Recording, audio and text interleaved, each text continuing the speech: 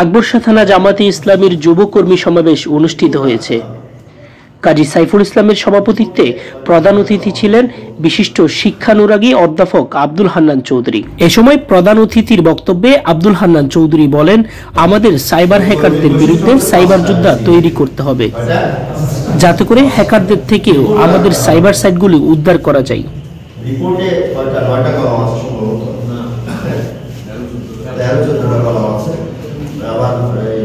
সময়ের কলমটা আবার বাড়াই দিতে হয়, তো তাহলে রিপোর্ট রাখা এক নাম্বার কি রিপোর্ট রাখা। তারপর হচ্ছে বৈঠকা দিতে আসা, এই যে আজকে বৈঠকে আসলাম, ইউনিট বৈঠক, ওয়ার্ড বৈঠক, প্রতি সপ্তাহে যাওয়া।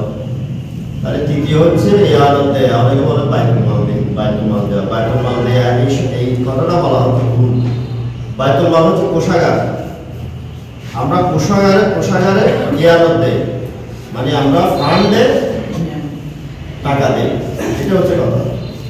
এটা হচ্ছে ইয়ানত, আমরা কি দেই ব্যক্তিগতভাবে কি দেই, বাইতুল মালে আমরা ইয়ানত দেই, তাহলে ইয়ানত দেওয়া তৃতীয় নাম্বার।